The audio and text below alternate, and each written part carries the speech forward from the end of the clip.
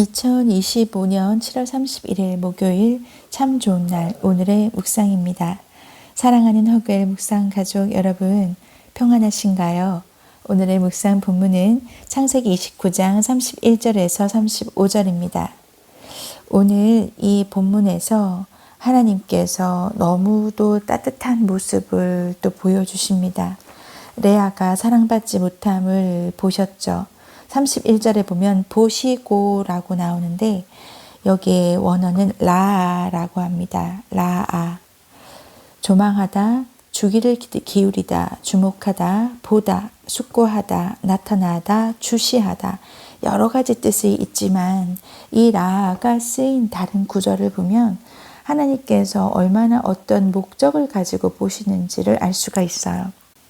하나님께서 이 세상을 다 창조하신 후에 창세기 2장 19절에 보면 여호와 하나님이 흙으로 각종 들짐승과 공중의 각종 새를 지으시고 아담이 무엇이라고 부르나 보시려고 할 때 그때 보시려고가 바로 오늘 나오는 사랑받지 못함을 보시고 라고 하는 같은 원어를 쓰고 있습니다. 확실한 목적을 가지고 보시는 거죠. 어떤 목적일까요?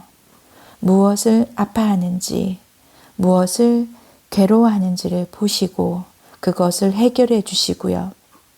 무엇을 기뻐하고 무엇을 원하는지를 보시고 그것을 주고 싶어 하시는 하나님이십니다. 얼마나 사랑이 많으시고 따뜻한 분이신가요? 우리 하나님 아버지께서 그러신 분이십니다. 보시는 거죠. 레아가 사랑받지 못함을 보시고 자, 그런데 오늘 이 본문에서 참 안타까운 것은 우리 레아가 남편 야곱의 사랑을 갈망하는 것, 이에 해당하는 표현이 창세기 앞에서 나옵니다. 3장 16절에 보면 선악과를 따먹고 나서 최초의 인류인 아담과 그 여자에게 내린 저주가 있죠. 또 여자에게 이르시되 내가 내게 임신하는 고통을 크게 더하리니 내가 수고하고 자식을 낳을 것이며 나온 다음에 나오는 말이 너는 남편을 원하고 남편은 너를 다스릴 것이니라 하시고 하나님께서 선악과를 따먹은 그 여자에게 내린 저주처럼 오늘 본문에서도 레아가 남편을 원하지만 사랑받지 못합니다. 그런데 그것을 보시고 하나님께서 태를 열어주셔서 자녀를 낳을 수 있도록 임신할 수 있도록 축복을 주시죠. 그래서 차례로 보라 아들이라 뜻을 가진 르우벤, 하나님께서 들으심이란 뜻을 가진 시므온, 연합함이란 뜻을 가진 레위, 찬양의 뜻을 가진 유다라는 이름을 가진 아들을 차례 4명이나 낳습니다.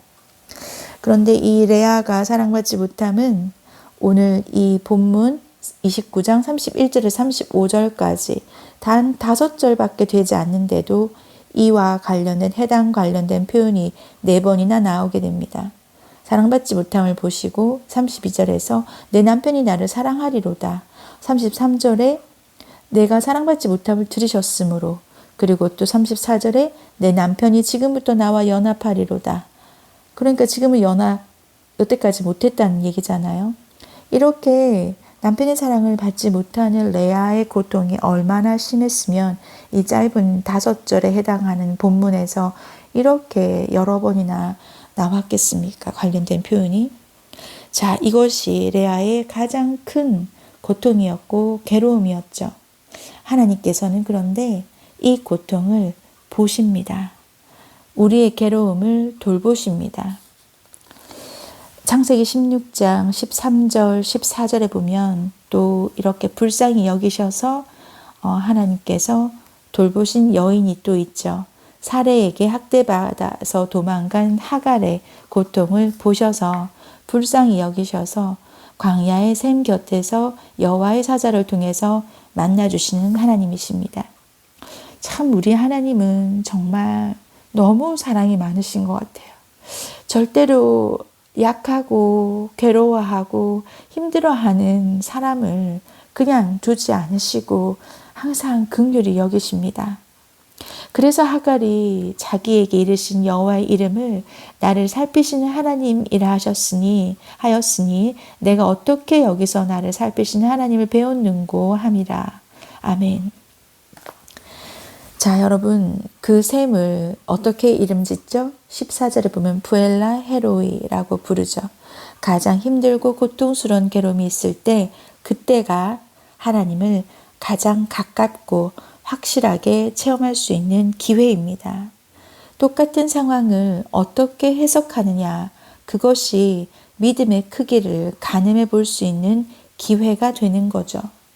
자, 여러분, 사랑하는 묵상 가족 여러분, 우리는 우리가 닥친 괴로운 상황을 어떻게 해석하십니까?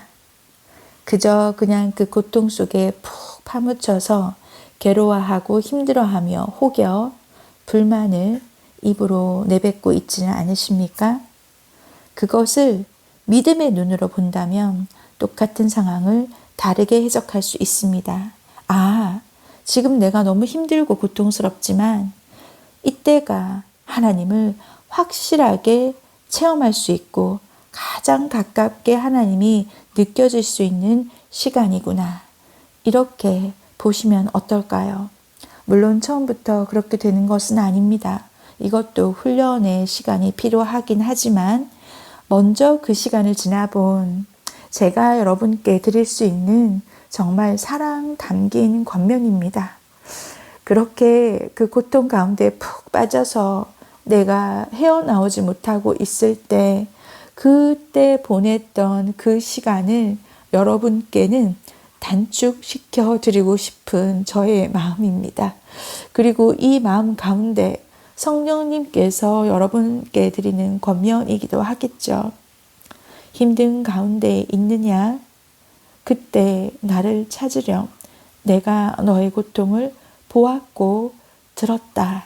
라고 말씀하시는 하나님의 그 음성이 여러분께 들리기를 원합니다. 시편 107편 28절에서 31절에 보면 이에 그들이 그들의 고통 때문에 여호와께 부르짖음에 그가 그들의 고통에서 그들을 인도하여 내시고 광풍을 고요하게 하사 물결도 잔잔하게 하시는도다. 그들이 평온함으로 말미암아 기뻐하는 중에 여호와께서 그들이 바라는 항구로 인도하시는도다. 아멘. 여러분, 이 말씀 시편 속에서 이렇게 광풍을 고요하게 하고 물결도 잔잔하게 하시는 이유가 바로 그 앞에 28절에 제가 읽어드린 말씀에 답이 있는 거잖아요.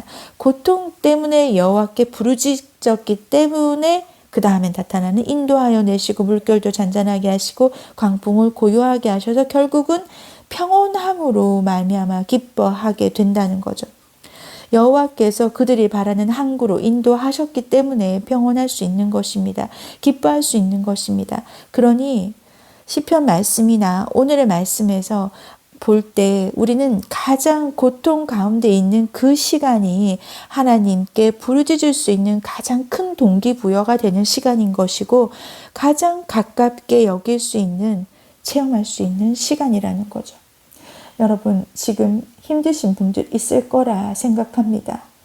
하지만 그 시간이 가장 하나님을 가깝게 체험할 수 있는 시간인 것을 깨달아서 정말 주목하여 보시고 살피시고 그렇게 감찰하시며 보셨던 하갈의 고백, 그리고 오늘 남편의 사랑을 받지 못해서 힘들어했던 레아를 보시고 그 괴로움을 해결해 주셨던 하나님, 오늘 만나시기를 정말 마음 가득히 축복드립니다. 함께 기도하겠습니다. 하나님 아버지, 아버지께서 사랑이 많으신 분이라 너무 감사하고 다행입니다. 사람들은 아무도 우리의 괴로움을 주목하지 않지만, 주목은 고사하고 쳐다보지도 않지만 하나님께서 우리를 사랑하심으로 우리의 괴로움을 보시고 문제를 해결해 주시니 얼마나 감사한지요. 레아가 유다를 낳고 나서 찬송이라 이름 짓고 내가 이제는 여호와를 찬송하리로다 라고 결단한 것처럼 하나님, 우리가 고통 가운데 있지만 하나님은 해결해 주심을 보고 그렇게 하나님을 찬송할 수 있는 삶으로 바뀌어지기를 간절히 바라고 원합니다. 그렇게 하실 주님을 찬양하며 예수 그리스도 이름으로 기도합니다. 아멘.